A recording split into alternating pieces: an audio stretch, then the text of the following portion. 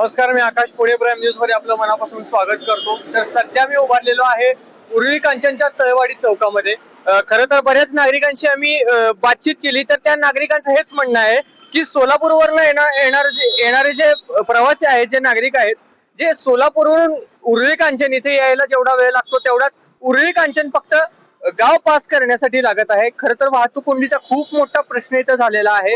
या गोष्टीला नागरिक, पोलीस प्रशासन जबाबदार असल्याचं देखील नागरिक म्हणत आहेत. आता तुम्ही बघू शकता माझ्या मागे पूर्णपणे वाहतूक कोंडी आहे आणि यामध्ये एखादी अँब्युलन्स असेल, कुणाला इमर्जन्सी असेल, तो सुद्धा पास होऊ शकत नाहीये. आणि शुक्रवार, शनिवार, रविवार हे जे 3 दिवस असतील त्यामध्ये भरपूर ट्रॅफिक होतोय. म्हणजे इथून पुण्याला जायलाच किमान 3 तास लागत आहेत.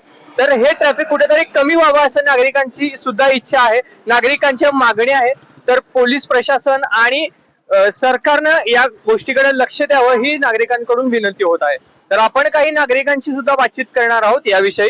चला, तर वाहतूक कोंडी संदर्भातच आपण काही नागरिकांशी सुद्धा बातचीत करणार आहोत. तर आपल्यासोबत इथे इस्त्रीचं एक दुकान आहे, तर त्यांना विचारूया आपण, काय तुम्हाला साधारणपणे वाहतूक कोंडीचा त्रास होतोय? साधारणपणे आम्हाला काय प्रदूषण धूर वगैरे असं आम्हाला त्याच्यामुळे त्रास होतो.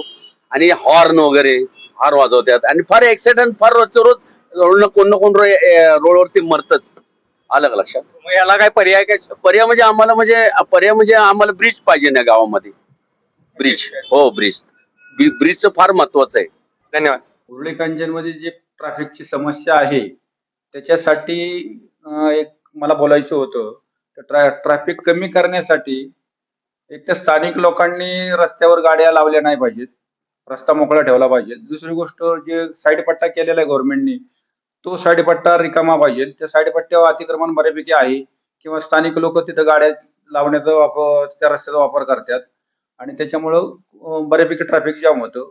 दुसरी गोष्ट, सर्व्हिस रोड जो आहे तो उरुळी कांचन पर्यंत म्हणजे पूर्ण एरिया आहे तिथपर्यंत पाहिजे. तो अर्धावटच आहे.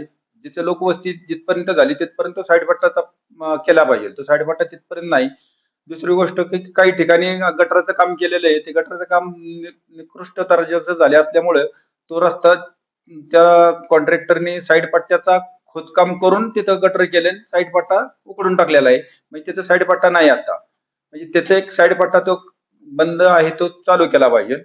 अशा पद्धतीने जर केलं आणि थोडीशी पोलिसांना जर स्थानिक लोकांनी मदत केली ट्रॅफिक कमी करण्याची, स्थानिक लोकांनी जर त्यांची जी दुकानं रोडवर लावणे किंवा दुकान आतमध्ये गिऱ्हाईकाची गाडी दरवाज्यात लावणं हे जर कमी केलं तर बऱ्यापैकी ट्रॅफिक कमी होऊ शकतं.